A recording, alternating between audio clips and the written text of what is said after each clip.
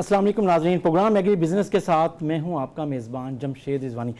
नाज़रीन, पाकिस्तान की मईशत में सबसे अहम किरदार जिस फसल का है वो कपास है, लेकिन पिछले कुछ अरसे से उसकी पैदावार में मुसलसल कमी हुई है और उसका ज़ैरी काश्त जो रकबा है वो भी गिरा है, उसकी तादाद भी कम हुई है, उस रकबे की भी। अब अगर इस मसले को देखा जाए तो इसका हल क्या है, इसी पर हम आज बात करेंगे। हमें ज्वाइन कर रहे हैं डायरेक्टर जनरल ज़राअत पंजाब डॉक्टर अंजुम भुट्टर साहब, हमारे साथ मौजूद हैं मलिक खालिद खोखर साहब जो सदर हैं पाकिस्तान किसान इत्तेहाद के, और हमारे साथ मौजूद हैं आसिम मजीद साहब जो ज़रई माहिर हैं और सदर हैं कैंज़ो के। तो सबसे पहले अंजुम भुट्टर साहब, पंजाब में कपास के इस इशू को आप कैसे देख रहे हैं? चैलेंज है आपके लिए, और जो काश्तकार है वो तो बहरहाल परेशान है, नाउम्मीद सा रहता है और अब भी है, क्या उम्मीद दिला सकते हैं आप?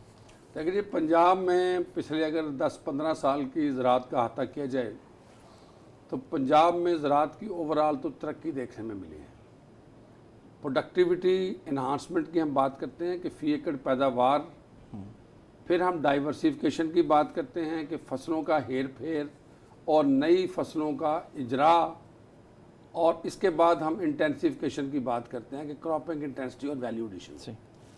इन चारों के ऊपर अगर आप फिगर्स पंजाब के देखें तो आपको इनके अंदर बड़ी वाज़ेह तब्दीली नज़र आती है। इसके बाद माहौलियात का असर, जिसे क्लाइमेट चेंज कहते हैं, इनको अगर हमारे पहले वाले 3 पॉइंट से मिला के अगर पढ़ेंगे तो बहुत सारी पिक्चर्स क्लियर हो जाती हैं। क्या पंजाब में मक्की का फ़ी एकड़ पैदावार तकरीबन डबल नहीं हुई? क्या पंजाब में गन्ने की फ़ी एकड़ पैदावार 200 मन से ज़्यादा नहीं बढ़ी?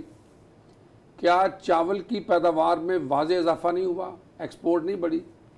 क्या यहाँ पे ऑयल सीड्स की पैदावार पिछले 2-3 साल में डबल नहीं हो गई? तो क्या वजह है कि ये सारी फसलें कपास का एरिया खाई जा रही हैं? ये एक चैलेंज है।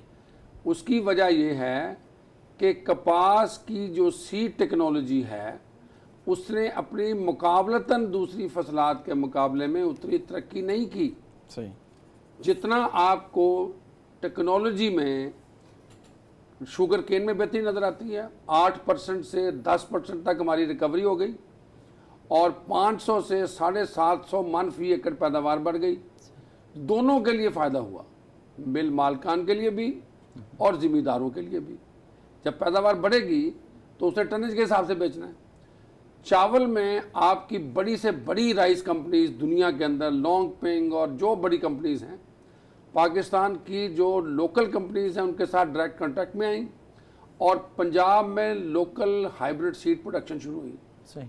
और आज हाइब्रिड सीड प्रोडक्शन की वजह अगर आप साउथ पंजाब में देखें तो आपको 2 फसलें नज़र आ रही हैं जिसको डिपार्टमेंट डिस्करेज करता है, लेकिन लोग साल में 2 राइस की फसलें देने के अटैम्प्ट में हैं। मक्की में आप उर्फ आम में हम 32 से 72 मन की बात करते हैं। सही। आज आम काश्तकार 100 मन पे पहुंच रहा है और अब बात हो रही है कॉर्न मैकेनाइजेशन की, शुगर केन हार्वेस्टिंग की। क्या वजह है कि कॉटन जो है वो उस बाकी दौर में पीछे रही है? ये एक ज़रूर सवाल है, उसके ऊपर बाद में बात करते हैं। नहीं, तो इस सवाल के जवाब में हमने तो सवाल यही किया था, उस पर अभी आप आए नहीं हैं। अगली दफा बात करना चाहते हैं हम, पहले खालिद खोखर साहब से, फिर उसके बाद बात। अच्छा चलें जी, काश्तकारों का मौक़िफ़। काश्तकार, आप ख़ुद भी कपास की काश्त करते हैं खालिद साहब, इंतज़ार किया है आपकी बात का अंजुम भुट्टर साहब ने कि पहले बात आ जाए, मैं एक ही दफ़ा सब सवालों का जवाब दे दूँ, मेरा ख्याल है। तो पहले आप काश्तकारों के हवाले से आप क्या कहते हैं कि जो डॉक्टर अंजुम भुट्टर साहब ने एक बात सही की है कि बाकी जदीद टेक्नोलॉजी आई है बाकी फसलों में, जिस तरह उन्होंने मेज़ की बात की है, मेज़ पे अगर टेक्नोलॉजी आई है तो आज हम हाइब्रिड सीड आया और सारा सीड उसका बाहर से आ रहा है, बड़ी कंपनियाँ उसमें आ गई हैं। आज हम उसकी पैदावार कहाँ से कहाँ पहुँच गए हैं। इस तरह राइस में है, शुगर केन में है, कॉटन में हमारे पास इस वक्त तक सीड टेक्नोलॉजी नहीं आई दुनिया की। मेरे ख्याल में 2004 में यहाँ पे लेने की कोशिश कर रहे थे, लेकिन आज तक इंडिया ने ले ली 2002 में, हमने आज तक वो जदीद टेक्नोलॉजी ना ली, जिसकी वजह से हमारी पैदावार में दिन ब दिन कमी आती जा रही है। दूसरा, गवर्नमेंट पॉलिसीज़ ऐसी हैं। मैं आज आपको आज की खबर दे दूँ कि सिंध में जब अब काटन उतर रही है, जब शुरू में उतरी है तो उसका रेट कोई 42-43 रुपये था, कल रेट 3400 रुपये पे आ गया। अब उससे क्या होगा कि इस वक्त वहाँ पेस्ट अटैक भी है, वहाँ पे थ्रिप्स भी है, वाइट फ्लाई भी है। अब काश्तकार के जब कास्ट ऑफ प्रोडक्शन पूरी नहीं हो रही तो वो साफ ज़र खर्च करने से हाथ खींच लेगा, उस पर स्प्रे नहीं करेगा। अब ये देखें कि यहाँ तक है कि हमने बड़ी कोशिश की पिछले साल इस्लामाबाद में पार्लियामेंट में 30 अप्रैल 2019 को एक मुतफ़िका करारदाद पास की कि काश्तकार को सपोर्ट प्राइस दी जाए और जो बाहर से ड्यूटी फ्री कॉटन वाले उस पर ड्यूटी लगाई जाए जी। लेकिन वो पार्लियामेंट हार गई और रज़ाक दाऊद जीत गया। और इस दफ़ा भी 2 दफ़ा समरी सैयद फ़खर इमाम साहब जो फेडरल मिनिस्टर हैं नेशनल फूड सिक्योरिटी और रिसर्च के, वो 2 दफ़ा इसी में समरी लेके गए हैं सपोर्ट प्राइस के लिए, लेकिन एक के मुकाबले में 11 से शिकस्त हुई जी। तो मैंने पिछले दिनों में 26 तारीख को प्राइम मिनिस्टर से मुलाकात हुई तो मैंने उनको भी कहा, मैंने कहा जी वो शिकस्त काश्तकार की नहीं है बल्कि पाकिस्तान की शिकस्त है, क्योंकि कपास ही हमारा वाइट गोल्ड है। बल्कि मैं तो ये यकीनी समझता हूँ कि जब अंग्रेज़ों ने यहाँ आके कब्ज़ा किया था, यहाँ आके हुकूमत अपनी बनाई थी, वो भी इसी वाइट गोल्ड के पीछे आए थे। हमारे यहाँ सबसे बड़ी जो वाइट गोल्ड है वो यही है। आपकी टोटल जो एक्सपोर्ट है उसका 60% कॉटन बेस्ड है, लेकिन आज हम दिन ब दिन पीछे जा रहे हैं। और काश्तकार का जो इशू है कि जब उसकी कॉस्ट ऑफ प्रोडक्शन पूरी नहीं होती, उसके अखराजात ज़्यादा हैं, हुकूमत इस चीज़ को बिल्कुल देखती नहीं है, इग्नोर करती है। अभी आपके सामने हमारे लिए जो प्राइम मिनिस्टर ने 9 गवर्नमेंट में जो अनाउंस किया है एक पैकेज, वो पहले 63 बिलियन का था, फिर उसको 50 बिलियन का कर दिया, लेकिन अभी तक वो 50 बिलियन भी काश्तकार को 1 रुपया नहीं मिला। मेरी कि बाकी सबको मिल गया है, जहाँ जहाँ अनाउंस किया हर आदमी को मिल गया, लेकिन काश्तकार के लिए फाइनेंस डिपार्टमेंट रोड़े अटका रहे मुख्तलिफ मकामात पे। मसलन हफीज़ शेख ने कहा कि बिजली के ट्यूबवेल के ऊपर कि जी अगर आप सब्सिडी देना चाहते हैं तो टारगेटेड सब्सिडी दें, छोटे फार्मर को आधे मुरब्बे से कम वाले को टारगेट सब्सिडी दें। हालांकि उसको ये नहीं पता कि जो आधे मुरब्बे से कम वाला है उसने ट्यूबवेल लगाया हुआ ही नहीं है। ट्यूबवेल लगाता है, मुरब्बे 2 मुरब्बे लगाता है, वो छोटे 2 एकड़ 4 एकड़ काश्तकार को पानी देता है, ठीक। लेकिन अभी इस वक्त तक उसकी रुकावट की वजह इस वक्त तक कोई फैसला नहीं हुआ। इसी तरह फर्टिलाइजर के लिए 37 बिलियन था, अभी तक कोई फैसला नहीं हुआ कि कब से वो मिलेगी या नहीं मिलेगी और किस तरह मिलेगी, अभी तक उससे कोई फैसला नहीं हुआ। ट्रैक्टर पे इन्होंने 5% GST को ख़त्म किया, नेशनल फूड सिक्योरिटी मिनिस्ट्री ने वो समरी भी भेज दी है उसको FBR को, लेकिन अभी तक उस पर भी अमल नहीं हुआ। बल्कि जो मैंने सुना है कि कंपनीज ने रेट भी बढ़ा दिए हैं। अगर किसी चीज़ का रेट इस GST से 50,000 रुपये कम होना था तो उन्होंने 1 लाख रुपये रेट बढ़ा दिया। यानी कि किसी भी लिहाज से कहीं भी काश्तकार को कोई मफाद उसमें से नहीं मिल रहा। और मैं एक बात ज़रूर कहूँगा कि इस वक्त अल्हम्दुलिल्लाह पंजाब की फसल कपास की आज की दिन तक बहुत अच्छी है। आज भी हुकूमत होश के नाखन ले, काश्तकार को ये गारंटी करे कि आपको ये रेट मिलेगा ताकि काश्तकार उस पर खर्च करे। अगर खुदा न खास्ता को मौसमी हालात की तब्दीली या किसी वजह से काश्तकार खर्चा ना कर सका, तो अगर इस दफ़ा अगर काश्तकार को नुकसान होता है तो अगले साल ऑटोमेटिकली 25 से 30% कमी आ जाएगी काश में, और कमी आ जाएगी। और अगर इस दफ़ा ऑलरेडी पिछले साल से कोई 10-15% इस दफ़ा काश कम है, अगर इस दफ़ा काश्तकार को फ़ायदा होता है तो ऑटोमेटिकली बगैर कोशिश किए 25-30% अगली दफ़ा बढ़ जाएगी, काश बढ़ जाएगी। इसलिए मैं तो हुकूमत से अपील करूँगा कि वो इस दफ़ा ज़रूर इस बारे में सोचें। Thank you. आसिम मजीद साहब, आप क्या ऐड करेंगे? आप क्या समझते हैं कि जिन बातों की निशानदही खालिद खोखर साहब ने की है, सिर्फ यही मसला है या मसला कुछ और है? देखिए, मसले तो खैर कॉटन के जो है ना, अंजम भुट्टो साहब ने बड़ी अच्छी गुफ्तगू की है कॉटन के बारे में कि ज़मींदार को नहीं कि अभी तो वो करेंगे। अभी तो उन्होंने बताया कि ओवरऑल हर जगह पर ज़रूरी शोबे में पंजाब में बहुत सी तरक्की हुई है हर फसल में, लेकिन सिवाय प्रॉफिटेबिलिटी जहाँ मिलेगी वहाँ जाएगा वो। कॉटन का मतलब जो अलमिया बड़ा एक मतलब काफ़ी सालों से है, कोई एक दिन से नहीं हुआ कि 15-20 साल हो गए कॉटन की खराबी जो शुरू हुई है और उसके बाद दिन दिन बढ़ती गई है। मतलब AKP वायरस के बाद मतलब AKP टेक्नोलॉजी नहीं आना, उसके बाद पेस्ट मैनेजमेंट एक बहुत बड़ा उसकी लिंक में ही चला ना, क्योंकि विंडो बड़ी लंबी हो गई कि कॉटन कास्ट होती थी हमारी जून में और मतलब हार्वेस्ट होती थी तकरीबन सितंबर एंड पे अक्टूबर में, और मतलब विंडो छोटी थी। अब विंडो हो गई, अब कोशिश होती है ज़मींदार की मैं फरवरी मार्च में करूँ, खाली रकबा हूँ, अगर नहीं तो उसके बाद as early as possible wheat harvest के बाद अप्रैल में काश्त कर दूँ कि जितनी जल्दी होगी 10-15 मई के बाद काश्त नहीं होती। हालांकि जून की फसल थी, आज भी कॉटन चलेगी तो जून में होगी तो ठीक होगी। वो आना है सीड का रोल है कि सीड अच्छा होगा, टेक्नोलॉजी हो और सीड की जो वैरायटीज इस तरह की हों जो जून में काश्त कर सकें। अब क्या है, कॉटन बड़ी अच्छी से खालिद खोखर साहब ने बात की है, लेकिन लेट कॉटन पे अब सारा पेस्ट वदरी आएगा कि वहां पर अगर अर्ली कॉटन पे स्प्रे हो रहा है 10 दिन बाद या 15 दिन बाद, वहां पर हर हफ्ते बाद भी वाइट फ्लाई मैनेज हो रही। सकुलेंट है कि कॉटन का दो डिफरेंट वैरायटी आ गई ना, एक काश्त है मार्च अप्रैल वाली या मई के शुरू वाली, अपना अप्रैल एंड वाली, और एक है मई एंड वाली। जो मई एंड वाली है, जून वाली पहले हफ्ते की काश्त है, वो सकुलेंट है। सारा पेस्ट उधर से उधर आता है, उधर हर 5वें दिन स्प्रे होना पड़ेगा, उधर उसको मैनेज नहीं कर पाता। वो देखता है जहाँ टिंडे ज्यादा हैं वहां करता है, वहां जरूरत कम होती है, नीचे वाली जरूरत ज्यादा होती है, और उसका जो साइकिल है वो फिर एक होस्ट इतनी वाइट फ्लाई या मतलब एक पेस्ट डेवलप होता है, पिंक भी वाइट फ्लाई भी, ये दो बड़े पेस्ट है इस वक्त जो मतलब मैनेज नहीं होते।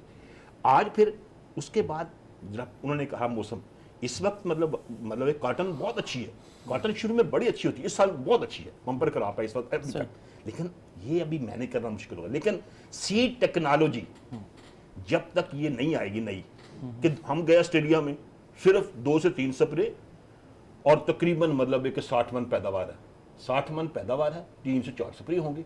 कोई सीड का रोल है, सिर्फ सिंगल सीड फैक्टर था जिसकी वजह से पैदावार चलेगी 60 मन पे, और कोई फैक्टर नहीं है। दुनिया में अब हाइब्रिड सीड आ गए बाकी फसलों के। अब मेज की बात की इन्होंने, वेजिटेबल की बात कर लें, सारा इंपोर्टेड सीड आता है, लोकल सिस्टम डेवलप नहीं हुआ। सीड टेक्नोलॉजी सीड सिस्टम को बेहतर नहीं करेंगे, एग्रीकल्चर तरक्की नहीं कर सकता। अच्छा, आप दोनों ने जो बात की, खालिद खोखर साहब ने और आसिफ साहब आपने इस मरहले में गुफ्तगू के आपने सीड पर जोर दिया। इस हवाले से नाज़रीन बात करेंगे कि सीड की अहमियत क्या है और क्या तवक्को करता है काश्तकार उस पर, और डॉक्टर अंजुम भुट्टो साहब से बात करेंगे, लेकिन एक ब्रेक के बाद वापस आते हैं।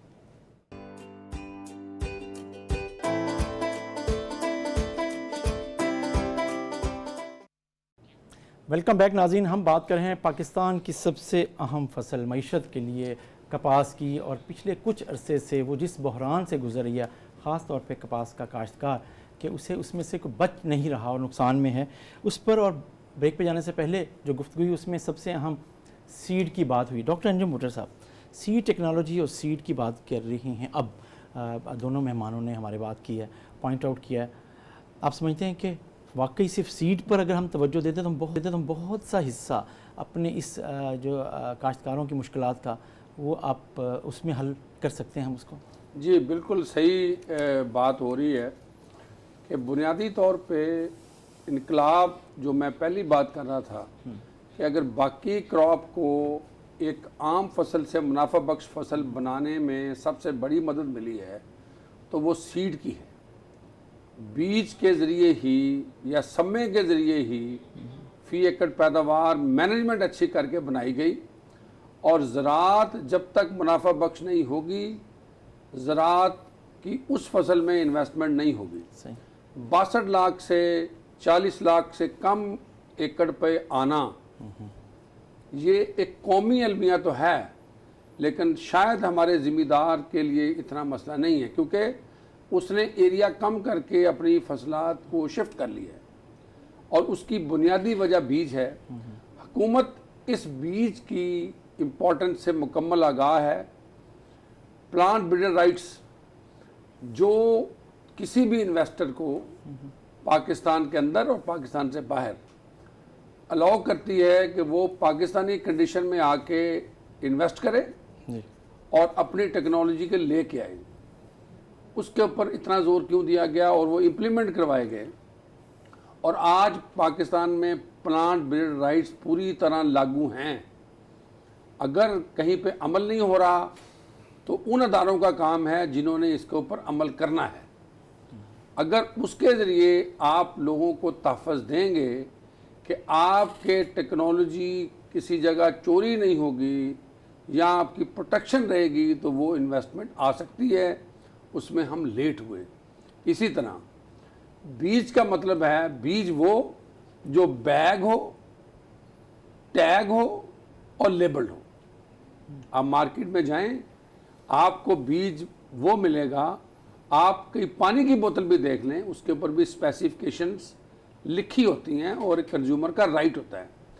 बीज होता ही वो है जिसके ऊपर टैग हो कि जी ये किस सर्टिफायर ने इसको सर्टिफाई किया है, और उसके ऊपर लेबल लगा हो कि ये कौन सी वैरायटी है, इसकी जर्मिनेशन परसेंटेज क्या है, और उसको प्रॉपर तरीके से बैग किया हो कितने किलो का है।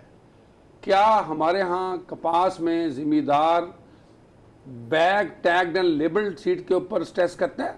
नहीं। He is always hunting for the unapprove varieties. Pakistan के अंदर एक कानून नाफज है जिसको हम 22C कहते हैं, 22C।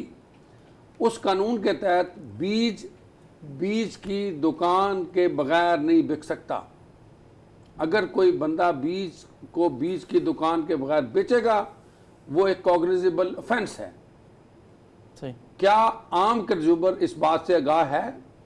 क्या वो अदारे जो इस बात को इंश्योर करें वो पूरे जोर से बीज की सैंक्टिटी को या बीज की इज्जत को बहाल करने के लिए कर रहे हैं? नहीं।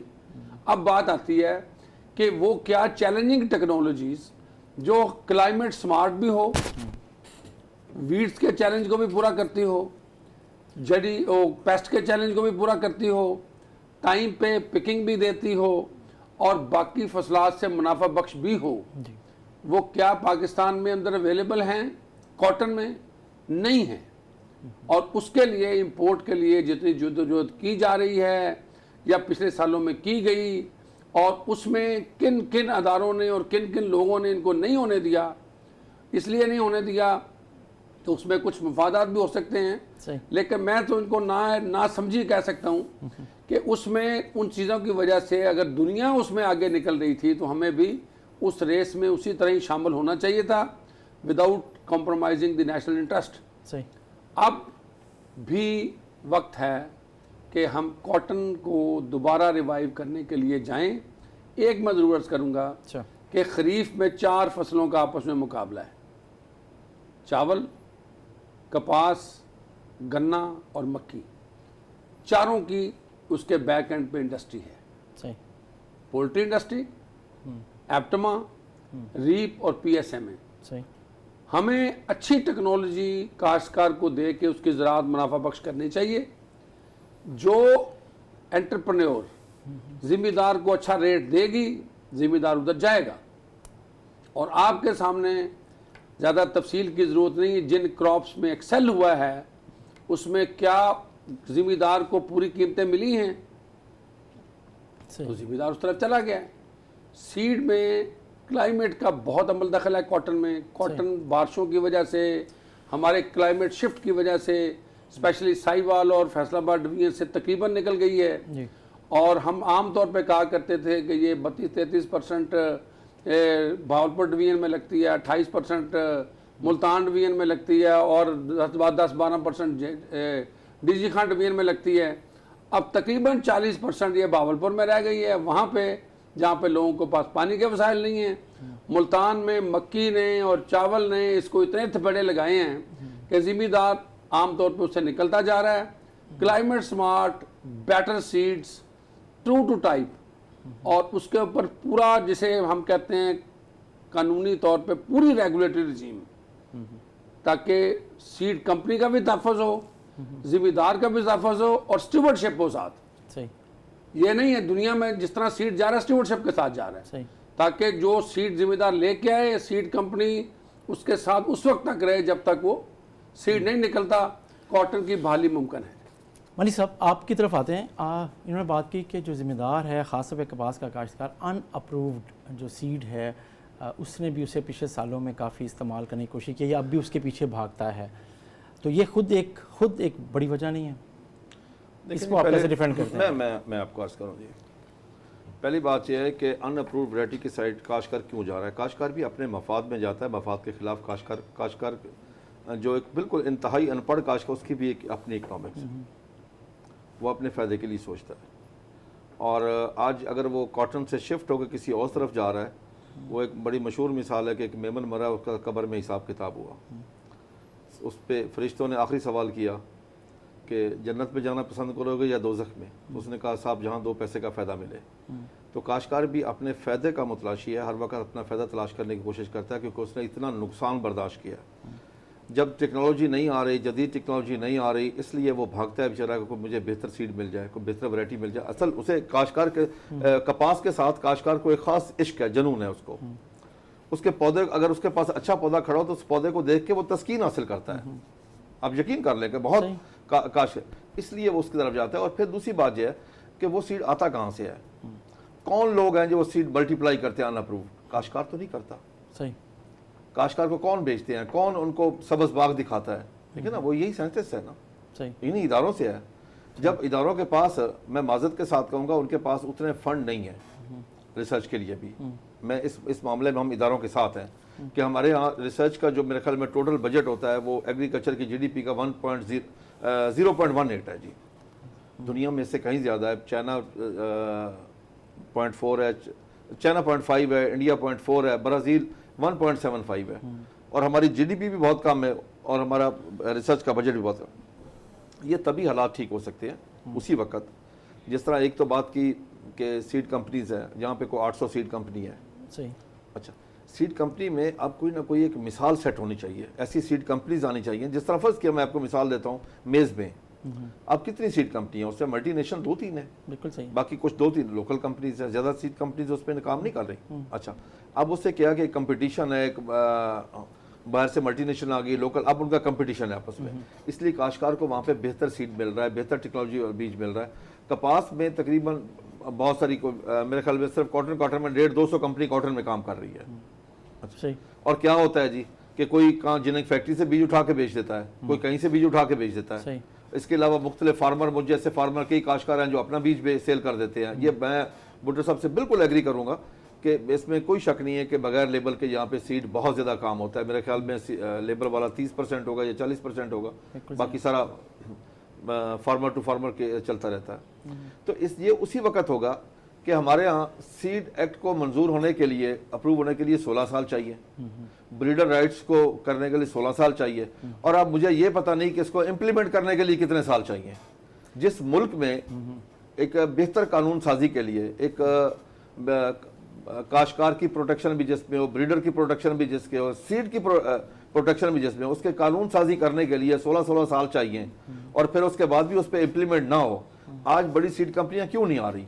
सही, सिर्फ यही है कि ब्रीडर राइट्स पे यहाँ कोई अमल दरामद नहीं, सीड एक्ट पे कोई अमल दरामद नहीं, जो मर्जी करता जाए, कोई पूछने वाला नहीं है। सही, जब तक यहाँ कानून की हुक्मरानी नहीं होगी उस वक्त तक मुमकिन नहीं कि हम ये चीज़ें ठीक कर सकें। आसिम मजीद साहब, सीड और सीड टेक्नोलॉजी की बात हो रही है, जो प्राइवेट सेक्टर है उसका रोल आप समझते हैं कि कितना होना चाहिए, ये कितना है और ये क्या अदा कर सकता है? देखें, असल में गवर्नमेंट पॉलिसीज़ का रोल होता है, गवर्नमेंट की पॉलिसी सेक्टर बनता है। अभी तक देखें ना, कॉटन सीड जो भी सीड है, सीड पूरी टेक्नोलॉजी सिस्टम पंजाब में कोई डेवलप हुआ इन पाकिस्तान में, पूरे पाकिस्तान की बात कर रहा हूँ कि हाइब्रिड सारा इंपोर्टेड है, कोई लोकल मेरे ख्याल में 1-2 अभी चल रहा है, कोई 1-2 मेज़ की वैरायटी, लेकिन वो इतनी बड़ी स्टैब्लिश नहीं हुई है। वेजिटेबल का सीड है, एक टमाटो का निकाला है, लोकल सीड है ही नहीं हाइब्रिड। सीड पे एक कॉटन ही सबसे एस्टेब्लिश क्रॉप थी पाकिस्तान में, जो जिसमें ज़्यादा काम हुआ वो कॉटन थी। वो ख़राब कर दी वायरस ने, वायरस के बाद नई टेक्नोलॉजी को अडॉप्ट ना करना, बीटी कॉटन जो थी दुनिया में आई, मोनसेंटो लेके आई, बाकी उसको पूरी तरह हमने पाकिस्तान में एस्टेब्लिश नहीं होने दिया, जो भी उसकी रीज़न है, वो एक खराबी हुई है कि बाकी कल्चर सीड का बना, अब मल्टीनेशनल आ गई कॉर्न में, वो बन गई हैं। सीड वेजिटेबल में नहीं आई मल्टीनेशनल, वो अपना सीड सिर्फ बाहर से इंपोर्ट करके लाती हैं, ऐसे डीलर बैठे हैं गुजरांवाला, बाकी लोग वो ले आते हैं और वो बेचते हैं, वो ठीक है। कोई सिस्टम पूरा उसका एस्टेब्लिशमेंट या जिस तरह रजिस्ट्रेशन का डिपार्टमेंट है, FSCRD है, NARC है या कोई भी है, वो प्रॉपर एक सिस्टम कोई नहीं है, हैज़र्ड एक्टिविटीज है सारी सीड की। मैंने फिर कहा है, मैं कहता हूं कि सारे काम छोड़ के अगर पाकिस्तान में सच सीड का सिस्टम ठीक कर दिया जाए ना, तो सारे मसले हल हो जाएंगे। एक ही फैक्टर को फोकस किया जाए, सीड को। मैं कहता हूं कि बेसिक चीज, क्योंकि हमारी जमीनें खराब हैं, ऑर्गेनिक मैटर नहीं, पानी का मसला है, ये अरबों बिलियन की डॉलर है, वो हमारे बस में नहीं है। एक सीड फैक्टर है जो इजी और जिससे मतलब एक पानी कम लेना, खाद कम डालना, पेस्ट मैनेजमेंट कम, मतलब एक नंबर स्प्रे से करना, मतलब एक खाद, मैं कहता हूं ये सारे मसले हल सीड ही कर सकता है, उसके अलावा कोई फैक्टर नहीं है। दुनिया में तब्दीली आई है सीड की वजह से। उसमें हम प्राइवेट सेक्टर ने क्या करना है, सिस्टम ने, कि गवर्नमेंट की पॉलिसीज ने, कि लोगों को कोई इंसेंटिव दें कि प्राइवेट सेक्टर उसमें इन्वेस्टमेंट करे। कि वो क्यों बाहर से सस्ता मिलता है, लोकल मेरी कास्ट बढ़ती है तो मैं क्यों करूंगा, मुझे इनबिल्ट लाइनें चीजें लाके करना। कल्चर डेवलप नहीं हुआ सीड का यहाँ प्राइवेट सेक्टर को, इतने बड़े एस्टेब्लिश नहीं थे, छोटे सीड जो सीड थी। और उसके बाद कुछ गवर्नमेंट ने भी उसको, जब तक गवर्नमेंट की ये सीरियसनेस नहीं शो करेगी तो ये सिस्टम तब्दील नहीं हो सकता। उसमें कॉटन जो है, मैं फिर थोड़ी सी कॉटन की बात करूंगा, कॉटन इस वक्त माशाल्लाह बहुत अच्छी है। अच्छा, कॉटन कैसी है, इस पर हम आपसे बात स्टार्ट करते हैं, लेकिन छोटा सा ब्रेक लेना है, ब्रेक के बाद नाज़रीन वापस आते हैं।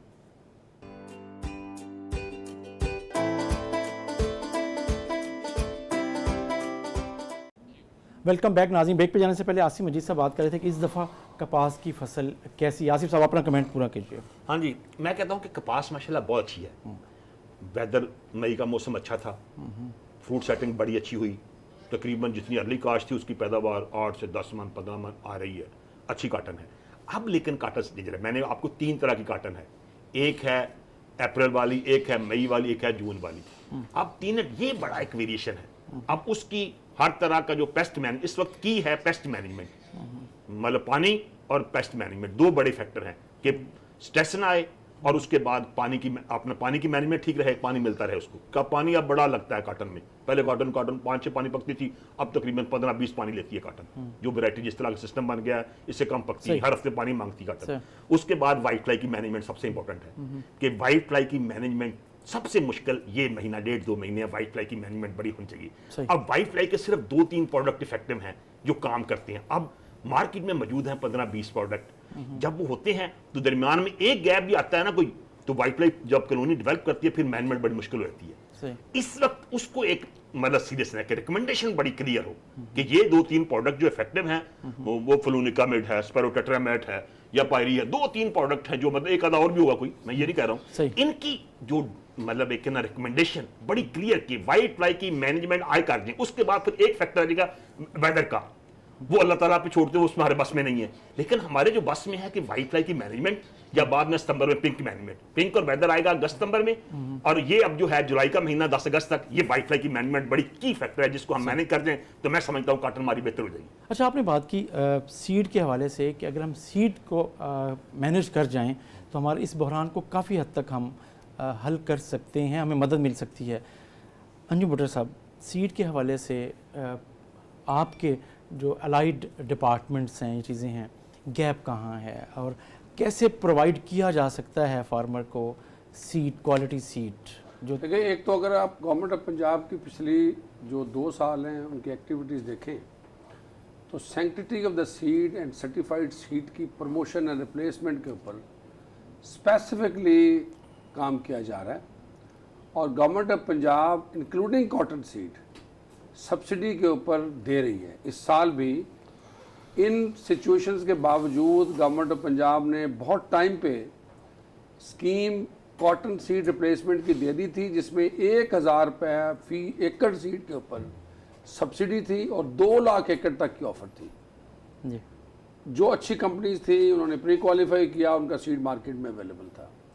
कितने परसेंट सीड रिप्लेस हुआ, दिस इज सेपरेट क्वेश्चन। कितना परसेंट शेयर था वो मैं वही बात करूंगा कि जो सैंक्टिटी ऑफ सीड की बात हम कर रहे हैं। ये बिल्कुल सही बात है कि कपास इस वक्त अच्छी सूरत हाल में है। कपास को हम भी देख रहे हैं, हर हफ्ते साउथ में आके पहले लोकस का चैलेंज था, अब कॉटन को हम देख रहे हैं, कॉटन को मुनाफा बख्श करने की कोशिश में हैं। कॉटन मौसमियाती चैलेंजेस के साथ नबुर्द आज़मा है। रायवन जो है वो कॉटन स्टेशन होता था, सही। सरगोदा में कॉटन स्टेशन होता था, सही। ये बहुत दूर की बात नहीं है। मंडी बहुत दिन में था, मंडी बहुत दिन कॉटन स्टेशन था, सही। आज वो कॉटन स्टेशन नहीं रहे क्योंकि क्लाइमेट वेरिएशंस की वजह से वो हाई रेनफॉल में चले गए, कॉटन नीचे आ गई। सही।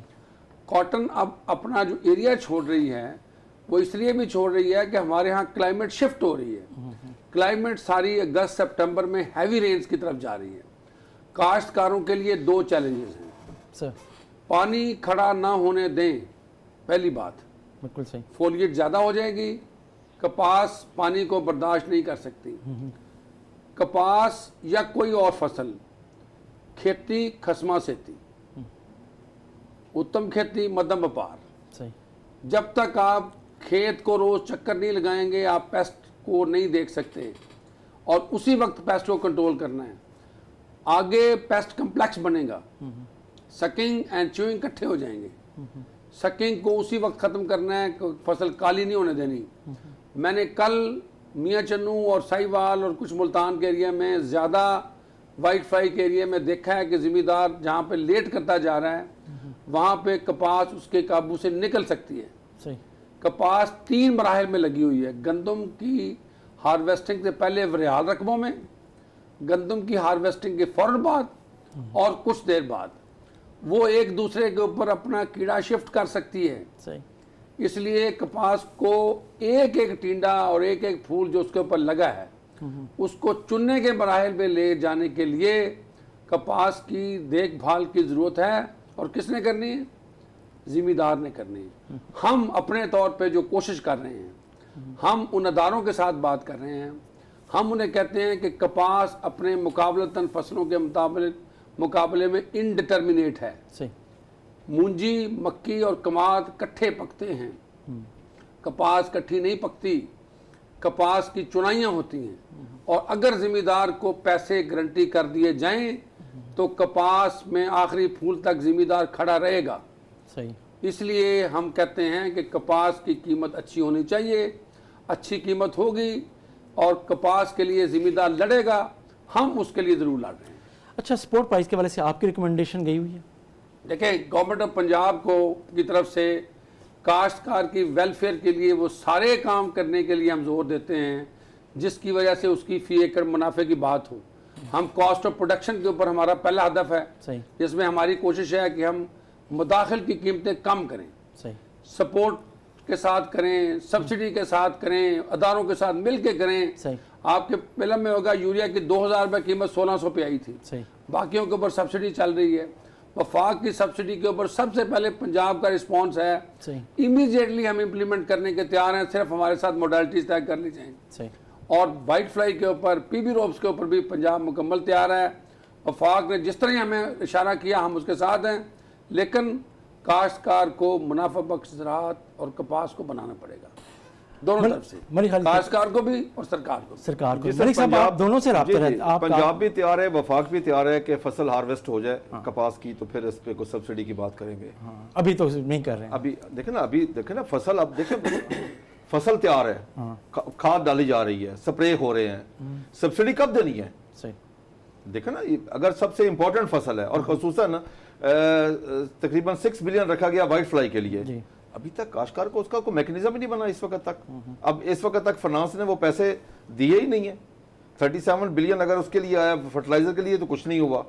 यानी अभी तक तो सब चीजें सिर्फ तकरीरों की हद तक है। सर 1 मिनट में लूंगा। पंजाब आज 500 रुपये DAP, 800 रुपये SOP पे, 500 रुपये MOP के ऊपर, और इस तरह बाकी जो फर्टिलाइजर खाते हैं, पोटेशिक एंड फास्फोरिक, उसके ऊपर आज सब्सिडी दे रहा है। आज आप वोचर लें, स्क्रैच करें, आपको पैसे मिल जाएंगे। देखिए, मैं आपको वोटर साहब, मैं आपके एहतराम के साथ मैं अर्ज करूंगा, मुझे आप बता देंगे कि बजट में, इस बजट में कितने पैसे रखे हैं इसके लिए? आज पंजाब के अंदर मेरे जो ऑफिशियल अकाउंट है आज की तारीख में 1.4 बिलियन मौजूद है। अच्छा, और गवर्नमेंट ऑफ पंजाब ने आज लाइबिलिटीज खत्म हो गई हैं। लाइबिलिटी डालने के बाद मैं बात कर रहा हूँ, हबीब बैंक के पास आज 2400 मिलियन मौजूद है। हाँ, मैं ये बिल्कुल मानता हूँ कि DAP में हमारे वोचर्स के में लेट हुए क्योंकि हमें फाइनेंस का, आज अगर बात करेंगे जुलाई की तो आज ये इश्यूज नहीं है। देखें, मैं आपको अर्ज करूँ जी, बात यह है कि ये तो सब असबाग दिखाने वाली बात है। अगर बजट में उसके लिए उतने पैसे नहीं रखे गए, वो पैसे कहाँ से मिलेंगे? काश्तकार पिछली दफ़ा भी वोचर लेके भागता, आज तक वोचर लेके भाग रहा है कि मुझे पैसे नहीं मिले।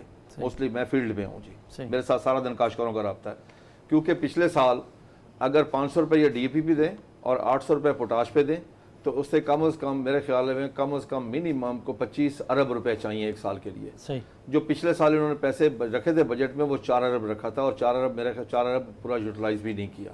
इसलिए काश्तकार को इस दफ़ा जो पंजाब ने ज़्यादती की है ज़राअत के साथ, और मैं कहूँगा पाकिस्तान के साथ, जो एनुअल डेवलपमेंट बजट पिछले साल 15.5 अरब था उसको कम करके इस दफ़ा 8.5 अरब रुपये कर दिया गया। ये है सबसे बड़ा इशू। यानी कि मैं नहीं समझता कि पंजाब ने तरजीहात में लिया ज़राअत को, बल्कि जब बजट आया है तो ये पाकिस्तान पंजाब में पहली दफ़ा हुआ है कि बजट हमेशा ज़राअत के लिए होता है पहले दूसरे नंबर पे। हेल्थ को पहले नंबर पे ले लिया, या एजुकेशन को, या एग्रीकल्चर को, ये 2-3 चीज़ें पहले दूसरे तीसरे नंबर पे होती है। इस दफ़ा 1 लाइनर बजट था 36 नंबर पे, टोटल उसके 38 क्लॉज थे, 36 पर उसका बजट पे इसकी लाइन एक लाइन में था ये। जी जी जी जी, ये थी अहमियत इसकी। बाकी रहा इसके लिए 3 इंपॉर्टेंट चीज़ें जो हमने डिस्कस की हैं। नंबर 1 पे टेक्नोलॉजी है, नंबर 2 पे कॉस्ट ऑफ प्रोडक्शन है। कॉस्ट ऑफ प्रोडक्शन में पाकिस्तानी काश्तकार के पास दुनिया के साथ लेवल प्लेइंग फील्ड नहीं है। आप इंडिया को ले लें, वहाँ पे कॉस्ट ऑफ प्रोडक्शन बहुत कम है सही। पाकिस्तान की निस्बत। हमारी कॉस्ट ऑफ प्रोडक्शन बहुत ज़्यादा है, इसलिए हम दुनिया से कम्पीट नहीं कर सकते। फिर सबसे बड़ा जुल्म जब वहाँ से ड्यूटी फ्री, फर्स्ट के कॉटन को ले लें, आज कॉटन सब्जेक्ट है, अभी तक वहाँ से कॉटन ड्यूटी फ्री आ रही है। जब एक सब्सिडाइज कंट्री से अगर ड्यूटी फ्री कॉटन आएगी तो पाकिस्तानी काश्तकार मारा जाएगा। तीसरा जो सबसे एक और इम्पोर्टेंट है वो है मार्केटिंग मैकेनिज्म। दुनिया चली गई है फ्यूचर मार्केटिंग की तरफ। काश्तकार को 2 साल पहले पता होता है 2 साल बाद मैंने ये चीज काश्त करनी है, मुझे ये रेट मिलेगा। पाकिस्तानी काश्तकार को जब ट्राली लेके मंडी में आता है उसको ये पता नहीं होता सुबह क्या रेट है, दोपहर क्या रेट है, रात को क्या रेट है, शाम को क्या रेट है। काश्तकार को कुछ पता नहीं होता। यही वो वजह है। ये 2-3 चीजें अगर ठीक कर ली जाए, काश्तकार को उसकी रेट की गारंटी दे दी जाए, तो मेरे ख्याल में ये कंट्रोल हो सकता है। और मैं हुकूमत को फिर अपील करूंगा कि हमारा बिजली का अभी तक फैसला नहीं हुआ, प्राइम मिनिस्टर के हुक्म के बावजूद दरमियान में कुछ ऐसी रुकावटें, उन रुकावटों को दूर किया जाए। ये न हो कि वो रुकावटें दूर करने के लिए तमाम काश्तकार रोड पे। मैं सिर्फ आखिरी एक फिक्रे पे बात ख़त्म करूंगा जी। पंजाब गवर्नमेंट की तरफ से ये मुकम्मल तसल्ली है कि आपका ज़िम्मेदार जितने पैसे सब्सिडी के लेता जाएगा हम आपके अकाउंट में ऐड करते जाएंगे।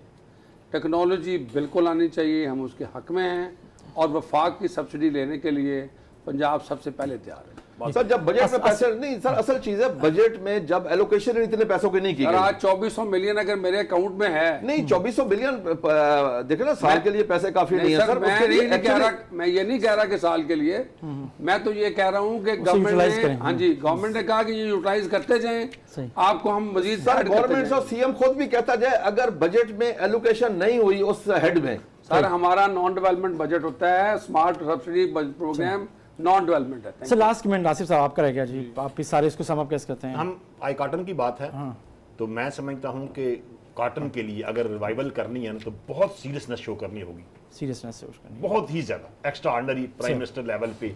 और पूरी जो जिस तरह बातें हो रही है ना, ये मतलब है कि भी और एप्टमा को भी, एप्टमा सीरियस नहीं है। जब तक एप्टमा जिस तरह बात की ना अंजम बुटर साहब ने कि मतलब PSMA है, फीड मिलें हैं शुगर उधर के लिए, वो रेट अच्छा देती हैं और मकई बढ़ रही है। 1300 रुपये रेट शुरू होता है और वो लेती हैं और मकई मतलब फीड मिलें बड़ा बेस को एस्टेब्लिश करने में फीड मिलों का बड़ा रोल है, कोई शक नहीं है। और मतलब एक भी शुगर मिलों के लिए इतनी एक्टिविटी करती है, मतलब एक भी उतना कोई और नहीं करता। वैरायटी के लिए, पैदावार बढ़ाने के लिए बड़ा उन्होंने कोशिश की है। PS अपना एप्टमा कुछ नहीं करती कॉटन के लिए, वो कहती है मैं बाहर से मंगवा लें। उनकी बड़ी क्लियर कट है कि लोकल हो ना हो, हमें तो बाहर से आसानी से सस्ती मिलती है। गवर्नमेंट की पॉलिसी इस तरह की है जिस तरह कॉटन नहीं है। तो बहरहाल मैं तो फिर कहूँगा कॉटन सीड का सिस्टम है, बाकी मौजूदा कॉटन अच्छी है, लेकिन ये 2 महीने बड़े इंपॉर्टेंट हैं। इसके लिए सबको मिलकर अच्छी एफर्ट्स करनी होंगी। अल्लाह करे कॉटन अच्छी हो, पैदावार अच्छी आए। हमारा तो ये काम है कि पैदावार अच्छी आनी चाहिए। बाकी तो बात की बातें हैं, बाकी फार्मर्स मतलब ये फाइट भी कर रहे हैं, खालिद खोकर साहब लगे रहते हैं रेट बढ़ाने के लिए कि रेट अच्छा मिलना चाहिए। तो मैं कहता हूँ हो जाए तो बड़ी अच्छी बात है। बहुत शुक्रिया आसिफ मजीद साहब, मलिक खालिद खोकर साहब आपका शुक्रिया, अंजुम बुटर साहब आपका शुक्रिया। और अहम बात यह है कि इस दफ़ा कपास की जो फसल है इस वक्त तक पंजाब में बहुत अच्छी है, लेकिन आने वाला दिनों में मौसम के साथ साथ जो बात हो रही है वो ये है कि जो उसकी कीमत है वो काश्तकार को किस तरीके से अच्छे मिल सकती है, अच्छी कीमत, वो बहुत अहम है। और ये आइंदा कपास के मुस्तकबिल के लिए भी बहुत इंपॉर्टेंट है। इसके साथ ही नाज़रीन अपने मेज़बान जमशेद वानी को इजाज़त दीजिए। अल्लाह हाफ़िज़।